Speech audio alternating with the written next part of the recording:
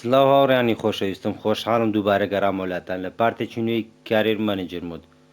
دەرفەتێکمان بۆ ڕێکەوت و بووینە ڕاهێنەری لیڤەرپول لە خولی ئینگلیزی. لیڤەرپولیشمە لەبە ئەوەی هەڵبژات چکە لە خولیانە پاڵەوانەکانی ئەوروپا بەشدارە.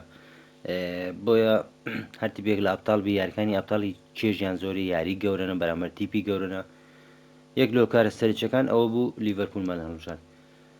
پێش ئەوەی خولی نوێ دەست پێ بکاتن وەرزی نوێ جامێکی دۆستانە هەیە، ڕیالی تدا بایرن تدای وە زەمنادێکی گەورەتریشی تدایە، بۆیە بەشداریم کرد.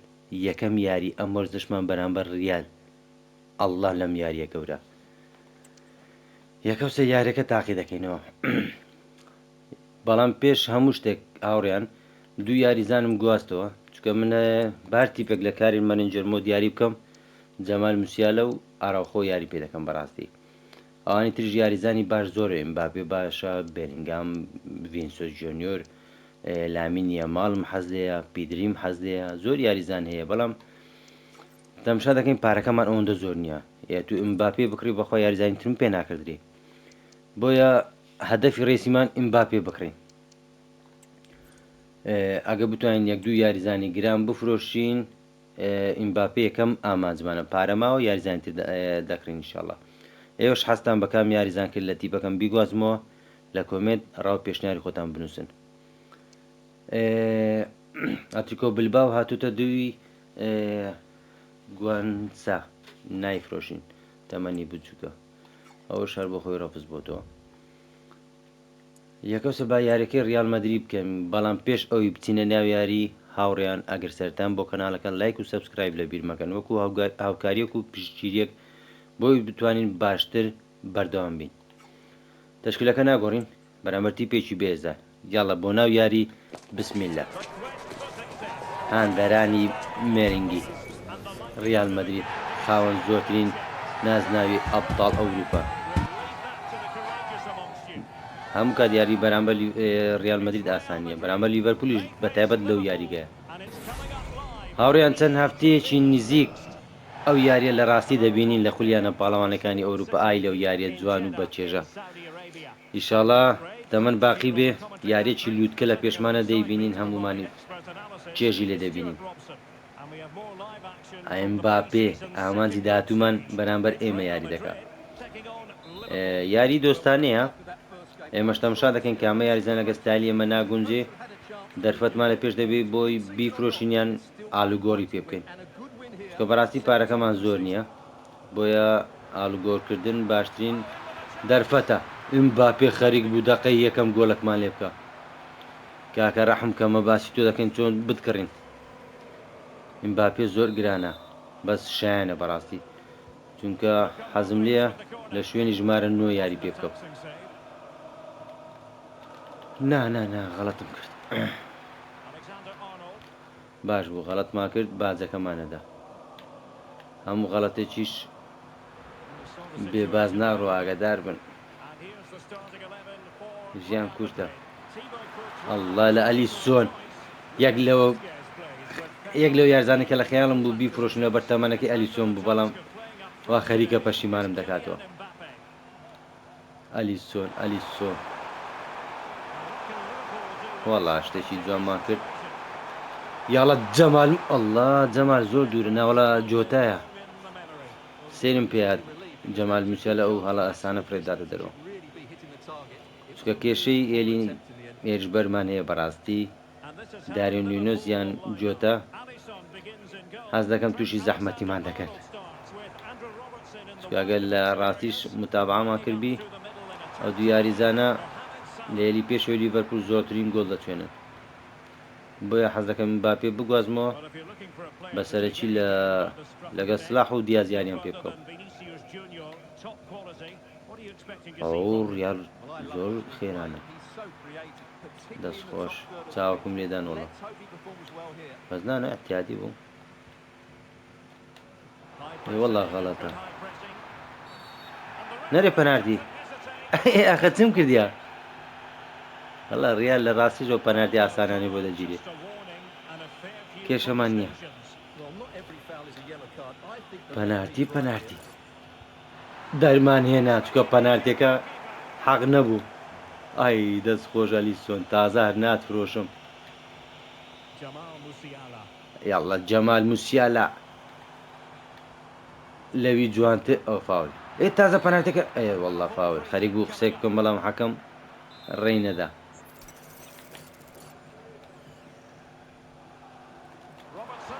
یاڵ ئەو زۆر بڵند بوو. ئۆ کوبارسی ئۆ هاوڕیان لە بیرم چوو کوبارسیشمان بە 21 میلیۆن کڕیوە هەر لە بیرم نەبوو. یاریزانێکی لا و تازەی بەرشلۆنەیە کە لە لاماسیە هێناوێت. ئەو یاریزانە بچووکانە دێنین ئینشاڵڵا بەهێزی دەکەین ئەو کاتێت چ فرۆشتمان چش هەر لە لای خۆمانیشتمانەوە ڤاندایەک بەڕاستی گەورەیە تەمەنی دەبێ یەک دوو یاریزانی بچووشمانە بێ. ئەو ساید بوو تۆپەکە دەنا دەڕۆیشت.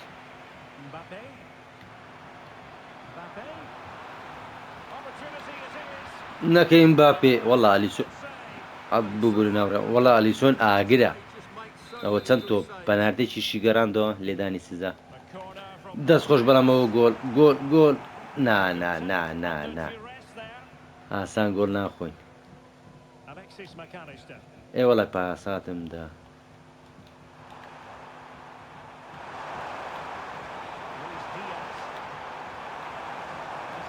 دەی جەمال لویس دیازە نازانم کامەبی هێشتا بەتەواتی دەستم لە لیڤەرپول ڕاناتوە. لیڤەرپول یەک لەو تیپانێک کە باوەڕ ناکەم کە زرەقی لێ بێتەوە بە تایبەت کە کلۆب ڕاینەر بوو. یارزانەکە ئەی دەستخۆش یارزانەکانی ڕیال هەمووی سەما دەکەن هلو ئاوتیمە ئاوتیوان وەڵای سەیرە.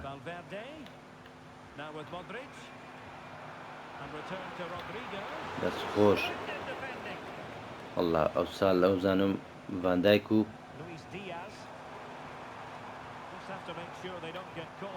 دەستخۆش بڕ دەبڕوو یەک تۆز خێرا بە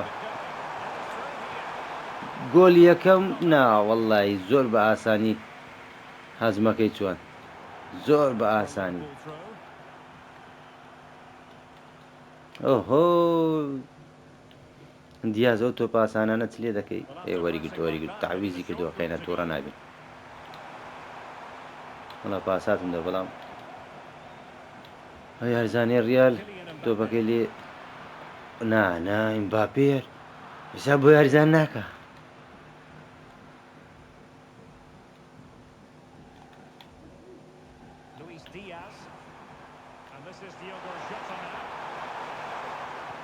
ئۆ جەمال ئەو سلاح تۆپەکان ناڕوە والله ئافرین والله ڤاندایک بەڕاستی یاری دەکا یاریزانی گەورە دەبێت لە یاری گەورە بە دیارکەوێت.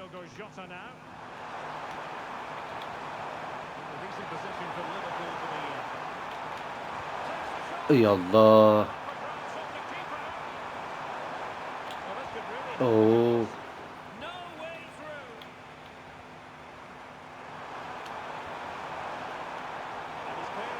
دیێلێن دەراکە لێ دەکاکە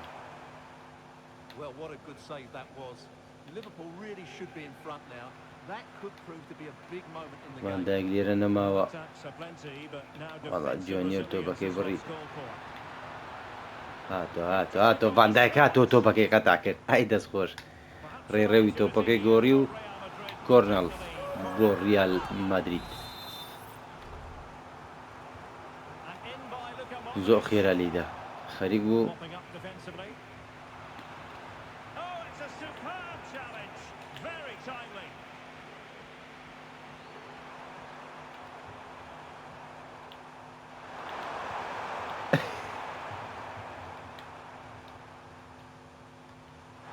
باز ئۆفساید مەبە ئای بەداخۆ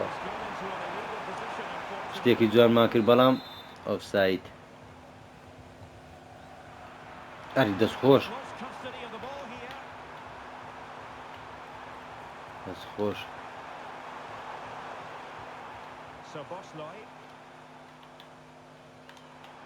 شوتی بێزە فاول ئەری وەڵا فاول یاڵە بتبینین ئارنۆڵد بەوی لێ بدەین بەوی لێ دەدەین کێشەمان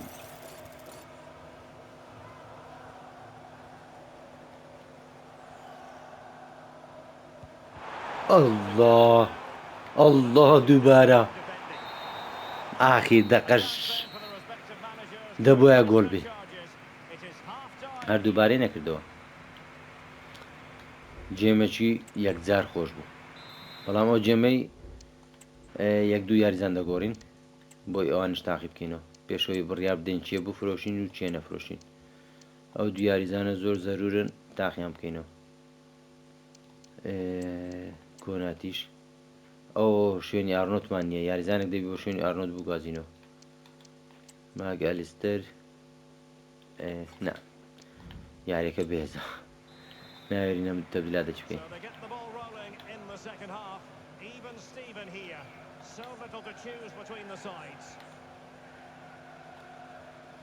یارە ئارنۆت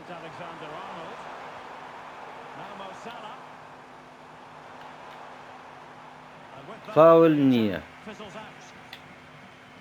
بەداخەوە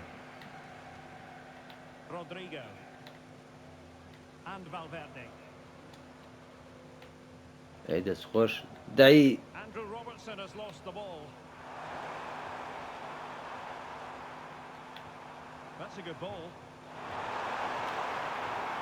دەی وەڵی هیچ مەجال نادەن یاریزە دیفاعەکانی ڕیال هەڵا چێزە دەبات تۆ پێی وەگری براکەم ڕیال باشە جا بەجار هەدیەکی دەدا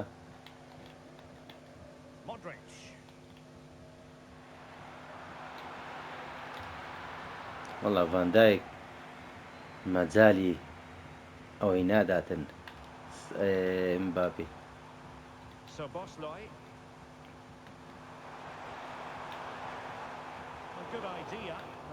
ئەوهۆ خۆمزان یارزانەکەی ڕیال کەلک لێ دەدا بەسەر بەڵام بەداخۆ تۆپەکەمان لە دەستدا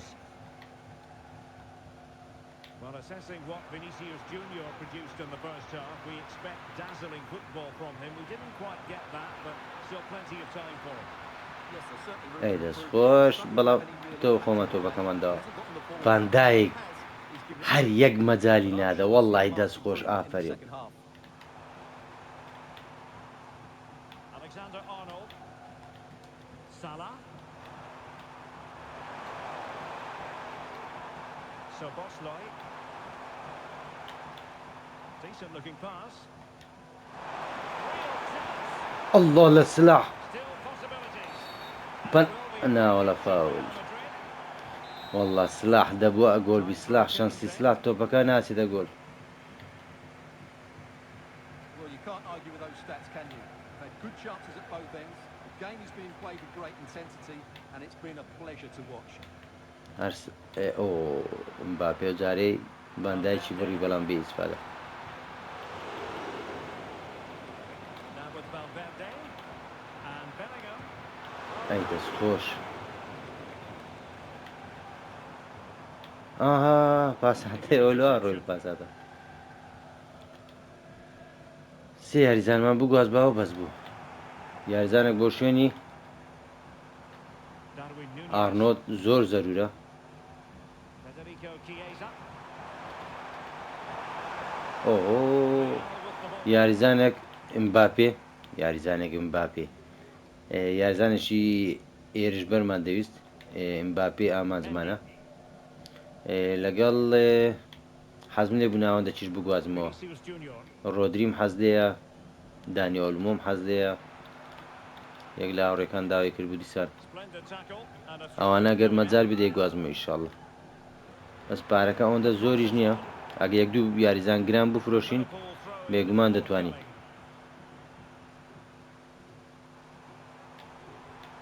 نا سلاح ئەو لای چۆلە ئەو ئەمباپێ ڕادەوەشێنی wide of a target. Goal kick. Well, I think the براکەم با موساب نەبی ئیشمان پێێتە چونکە دەتگوازینەوە ئاگە هیچ مشکلێک نەبی پارەکە دەیگوازینەوە. Good tackle. Mbappe.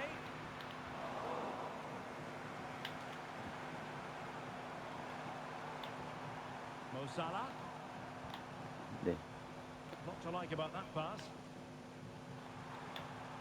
Moving the ball nicely. ئۆهۆ یەکە سەر پاساتیشم داگرت بەڵام The time, but not enough care on the ball.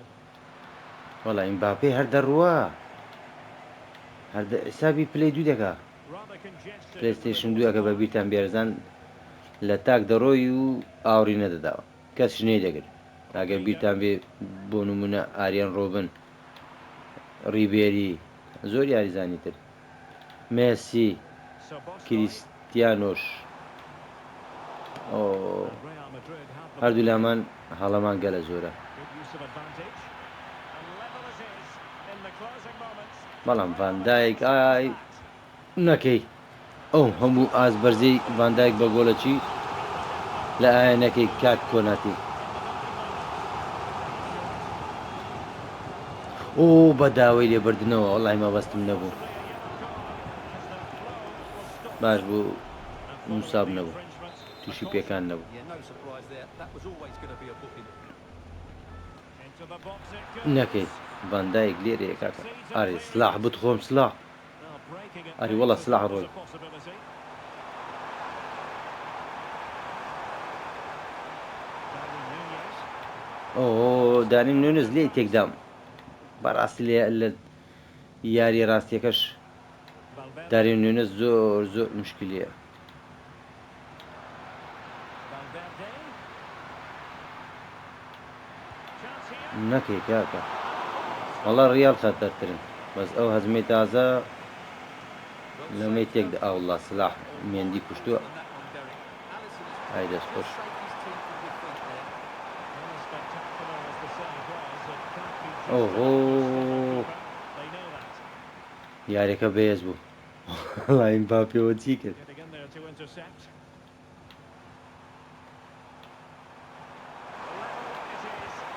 دای یەکشت بکە یەکشت دانی نوێنێز Find a winner.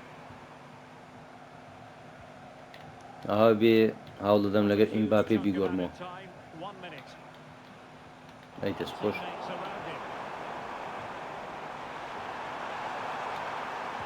ئۆهۆ And that is that. وەڵا یاریەکە بەبێ گۆڵ کۆتایی هات To separate the two sides. کێشەمانێ یاری دۆستانەیە It finishes 0-0. Stuart, you با بڕۆین بزانین ئۆ بارشلۆنە و بایر میونشینیشمان لەگەڵا نەسرمان لەگەڵا یاریەکان بەهێزن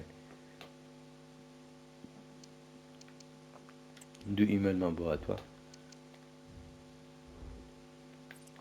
پس یەکەم شت هاوڕێیان با یاریزانێکی لاو بگوازینەوە یاریزانەکانم دەستنیشان کرد بوو ئەگە هەڵەن باتەوە ئەوانەم حەز لێە ئەوتە لویس 19 ساڵە باوەڕ ناکەم پارەکی زۆریشی بوێ با بزانین پێ گواردۆ لە داوای چەندەکە ئەگەر پارەکەی نەداوە کێشە دەچێن پارێکی کەمی بدەمێ و تووڕە بیتن ئەگەر لەگەر برادلی بیگۆڕینەوە 20 میلیۆنیشی دەدەینی ئۆ 26 دەوێت 23 ڕازی بوو تەواو پیرۆزە یاریزانێکی باشمان بۆ شوێنی ئارنۆلد هێنا پیرۆزە لە لیڤەرپول وانە ڕەدەینەوانە شتە دووبارەکانن بە سەرەکی یاری دەکەی ئەوشتانە ئەوە زۆر گرنگ بوو بە داوای سەرەکی نەکرد چکە یاریزانێکی لاوە بەڵام دڵنیا بە دەرفەتی پێ دەدەی هەمی ڕازی دەبی نیست کێشەمان نییە بەس ئەوە مشکلەیە نازانم چەندی بدەمێ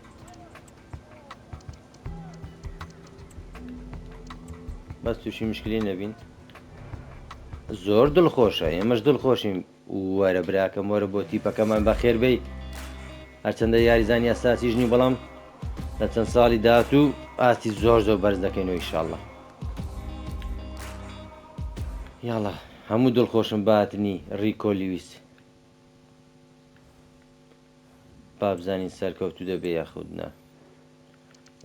یاریزانی تر لامینێ ماڵ سلاحمانێ ناتوانم باڵدیشم حەزێ ئیمباپێ بە چەندە بەڵام پارەکەی دیار نییە جارێ ئەو یاریزانش ئەگە بیرتان بێ هەفتەی داوت و هەفتەی ڕابردوو 3 گۆلی لە مانچستەر یونایتد کرد مانچستەر سیتی کرد لە خولیانە پاڵەوانەکانی ئەوروپا یەک لە یاریزانانێک کە حەزم لێ بیکڕم بێلینگامیش وەڵای گرانە جارێ بەڵام هەوڕێم بە ئەم یاریش بەرامبەر هیلال نازانم بیکەم یان ڕەتی دەم چونکە هەز ناکەم یاریێکی بەهێز بێ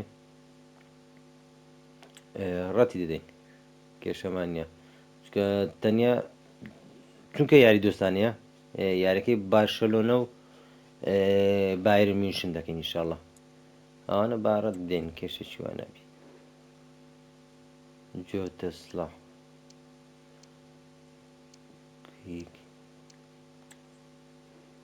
ئەوە کامە بوو تاوە یاریەکەمان دوو بێک بردەوە ڕیال و نەسر تەعادل ئەو بەشەنە و نەسر تەعادل هەڵای سەیرە ئۆفەر بۆ کۆناتێ چێلسی داوای کردێ بە 54 ملیۆن کۆناتێ بیفرۆشین یاخود نا 54 ملیۆن وەڵاهی زۆرە بەڵام نایفرۆشم ببوورە چێلسی 12 ڕۆژ ماوە خولی ئینگلیزی دەست پێ بکاتن یەکەم یاریشمان بەرامبەر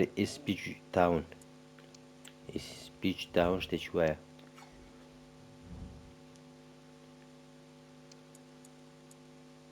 تا ڕۆژی یاری دەبێ یەک دوو یاریزان بگوازمەوە هاوڕێن چکە زەرورین ئەو ئۆفەرە و یاریزانە دێنیز بە ملیۆن و شتێک 18 ساڵە دانست نایفرۆش جابەجار یاری پێ دەکەم باشتر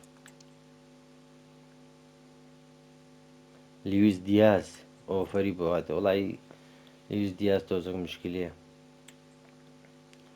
بە 56 میلانۆ ئەو ئایسی میلان هاتۆتە دی 27 ساڵە نایفرۆشم ئێستاگە چێزە باە لەوانەیە چکە هەستم کرد چێزە تۆزەک تەپە بەوخلی ئینگلیزی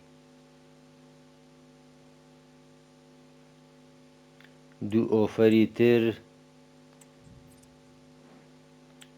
دێنیز ئەوجار نەفسی پارە نایفرۆشن کاکە ڕۆبۆتسۆن ڕیال مەدرید 46 ملیۆن 30 ساڵیشە 30 ساڵە 30 ساڵ وڵی هەوڕێیان ئەوە خراپ نییە دەیفرۆشم یاریزانێکی تر دەکرم ئینشاءالله باڵدیبی یان ئەلفۆنسۆ دەیڤس چەند ڕۆژێک ماوە بازاری خولی ئینگلیزی دەست پێ بکە بۆیە پێویست یەک دوو یاریزان بگوازینەوە هاتینەوە و چەند یاریزانێکمان گواستەوە ئەگە تەمشای پێکاتەکە بکەین بەڵام بەداخۆ نەمانتوانی ئیمباپێ بگوازینەوە ڕۆدری لە مانچستەر سیتی کڕیمان بە ئەومان گۆڕیەوە ئەو یاریزانە ماکالیستەر نووسیان لە داویس ماینە وەبزانم شتێکی وامان نەکرد لە لیویسیش کەسی تر چکە لیویس بەڕاستی زۆر پێویست بوو بۆ جێگای ئارنۆت ئیسابەیە مادی بوون هەر شتێک بێر و کارێک بێ ئێستا تاکە یاریزان کە بەڕاستی حەزمالیە بێنین ئیمباپەیە بۆ ئەو شوێنی جۆتام لەبەر ئەوە بەڕێنە کرد چونکە دەتوانێت لە زیاد لە 3 شوێن یاری بکاتن ئەگەر ئیمباپێمە بدەنێ حەزمێ بە نۆنێس یان بە جۆتە بیگۆڕمە بەس جۆتە لە بە ئەوی دەتوانێت چەند شوێنێکی جیاواز یاریگا یاری بکە بۆیە حەز ناکەم بەڕێ بکەم بەڵام هاوڕێیان پێش ئەوەی هیچ گواستنەوەی بکەین با یەکەم یاری خولی پریمەر لیگ دەست پێ بکەین بەڵام هاوڕێیان ناتەوا مادەم ویستم بڵێم ئیمباپێ بگوازینەوە بەڵام نە با یاری یەکەم بکەین بزانین نەقسمان زۆر نییە بەجێری ئەوە ئیشاڵڵا پێکاتەکەمان ڕێک دەخین دواتر یاریزان ناگوازینەوە هەتا نیوەی دووەم یەکەم یاری پریمەر لیگ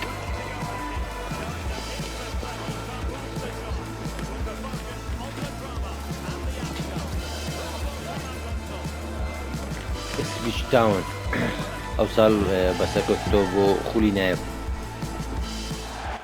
ئەو یاریزانەی عێراقی عەلی عەمادی لەوێندەرە بەڵام بە شێوەیەکی سەرەکی ئەم یاریە یاری ناکاتن یەکەم یاری خولی ئینگلیزی بەرامبەر تیپێکی ئاسان قورس نییە ئەو تیپە بەس ئەگە یاریەکە لە خۆمان قورس نەکەین یاڵڵا با بزانین لیڤەرپول چی دەکەم یاریە And it's so important that Liverpool get a win here today. If they're to top the table come the end of the season, that's push. they need to get 3 points in these sort of ئۆ matches. And this is how Liverpool will line up. یاڵڵا دیاڵڵا Have it down as a 4-5-1. It's actually more بەس likely گۆل to یەکەم be تاقینێ 4-2-3-1. ڕۆدری ماینە ڕۆدریم بەڕاستی زۆر پێخۆش بوو A number 10 and 2 wingers. The system has a nice balance to it. نا مەبەستم محەممەد سەلاح بوو بەس بە غەڵەتی پاسەتەکەماندا ئەو ڕۆدری ڕقم هەفتە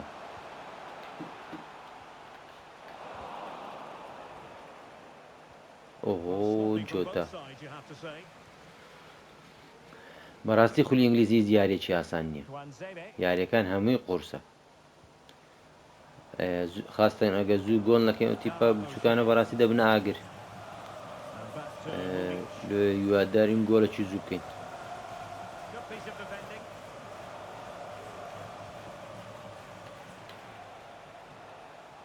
Can he find the right pass? Oh, great vision.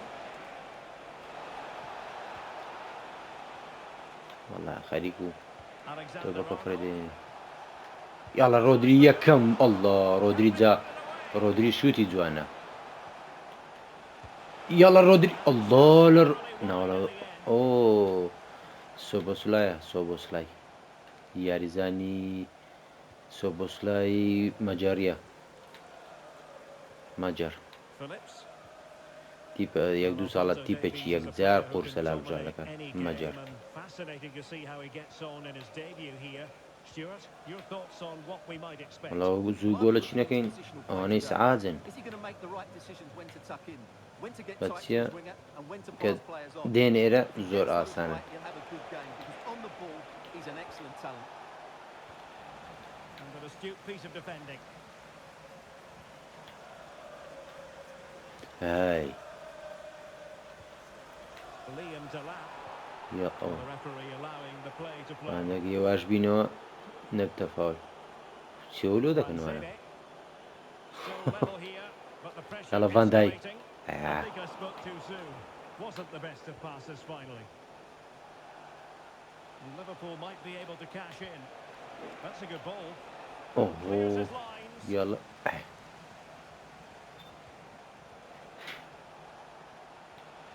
Released it nicely. Danger still on.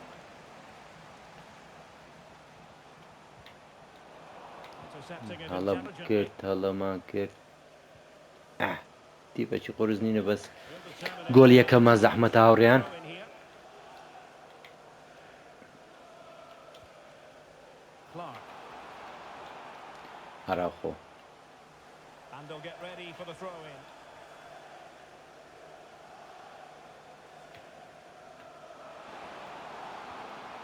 Oh, and a chance for them to notch in front. نەکەی On the ball. ئۆ چه هەدیەک وەڵا پەنارتی ئای لە ڕۆدری یاریزانە نوێیەکەمان Now for them to jump in. بەداخەوە تۆپە بگەڕێنەوە گۆ ئەلیسۆن زۆر گرینگە زۆر یاڵە بزانین ئەلیسۆن چمانۆ دەکەی ئەلیسۆن Can he make it 1-0? یاڵە ئەلیس ئەری وەڵڵا ئەلیسۆن کە عکە بەڕێ ناکەمەوە گۆرتێک و بەڕێ دەکەم ببتە هەفتا ساڵیش تازە بەڕێ ناکەم Alphonso Davies. ئەیدە After ئۆ pressing like that, maybe the short route to go. داویس خێرخوازی دانایە ئادەکە تۆی بدەداتەوەن ڕۆدری دەبی تۆڵێ بکە ڕۆدری یاڵڵا عەفیە سەلاح یاڵە جوۆتە نا وەڵڵا دایتمە سلاحی کاکە بەداخەوە بەڕاستی گۆل بووەوە ئەوە دەبوایە گۆل بی O'Shea. Now with Hutchinson. باوەڕکن جێم یەکەم گۆلە چی نەکەم بە پێش نەکەم ئەوانە جێمی دۆم قۆرز دەبن واز دەکەم ڕەنگە پێچوانەکەش بی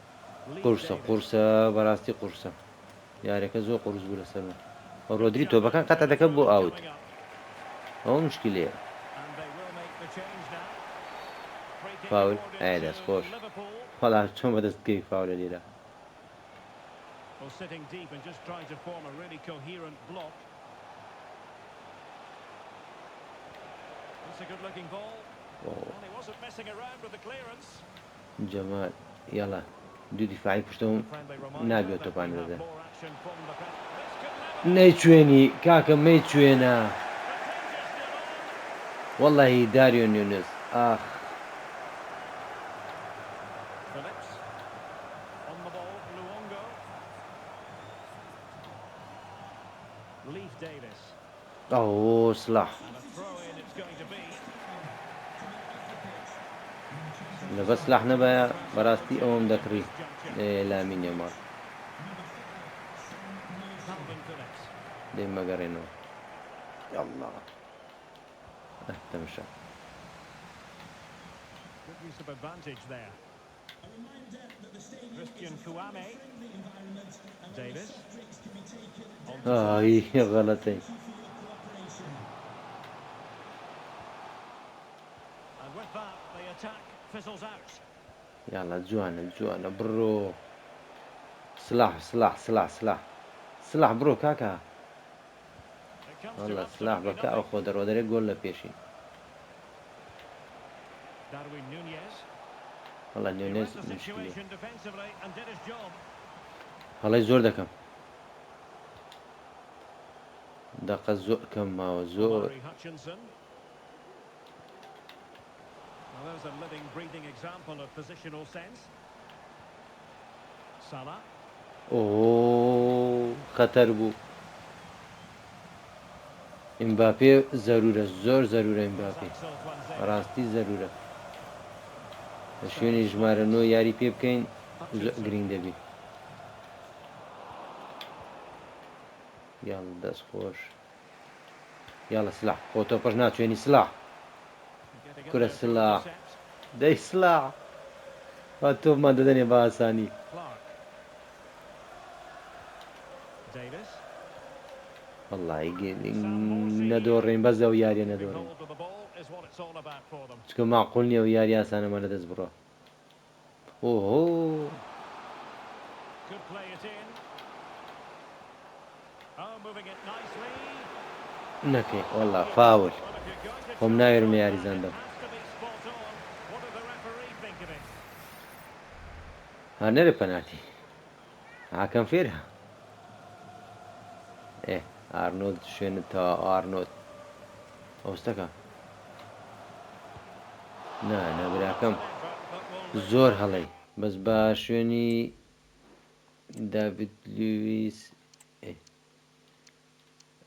ئەوەش بکەینە ئێلیۆت یاڵڵا Well, the defenders will be دەقەماوە بەشی گۆڵە چێرماوە بەلای کەم really be hitting the target. It was a really poor attempt in the end. وەختی ئەو حرەکانە نییە برا Now Mo Salah. Liverpool continue to attack with time against them here. ئەڵڵا لە جەمال Miles away, almost بەداخەوە equaliser. Well, it's not بەداخەوە about them, is it? They've got to تۆپەکە find a بڵند way بوو back into this one. پاساتیش دەن دەست خۆش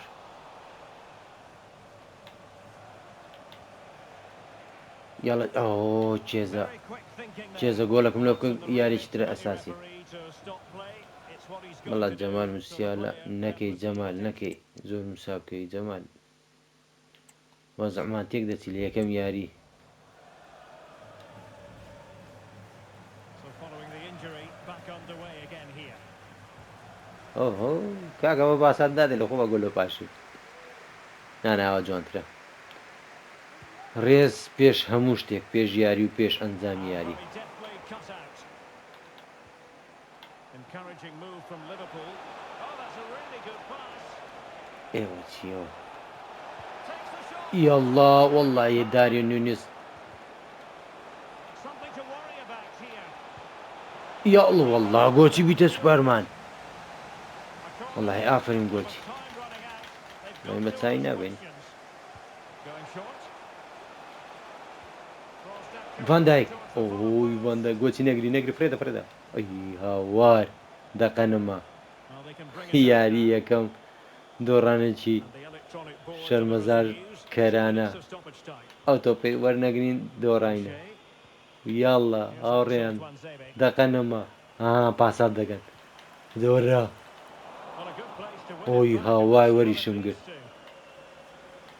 زۆر دەقیان لێن دەرکوشت 2 دقە 3 دقیان لێن دەرکوشت دەستیان خۆش برنەوەکەشیان پیرۆز بێکەم یاریە دەتوانین تاویزی بکەینەوە هاوڕێیان یارەزانە نوێەکانمان تا لێیان ڕادین دوو یاری یەکەم هەردوو قڕز بوو لە سەرمان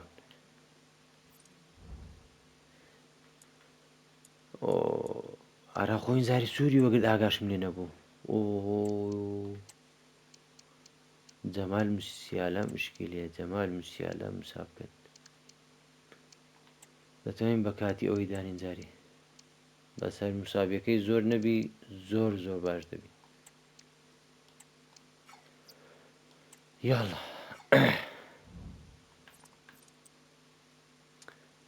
مساویەکان لەکوێ دیار بوو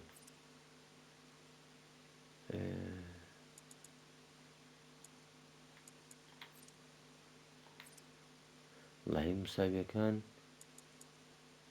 لێم تێکەڵ بۆ لەکوێ ئەو زانم لێرەیە ئەوە تا نانە هەموو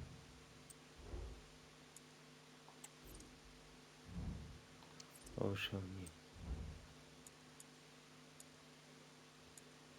لێرە پیشان نادا ئەری هاوڕێیان مسابەکە زانم جەمال چەند مسابقەتەیە جەمال موسیالە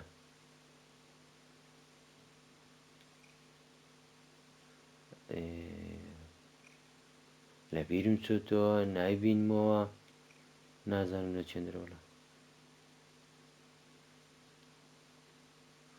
جەمال مسابقەوێ کێشەیە بەڕاستی کێشەیە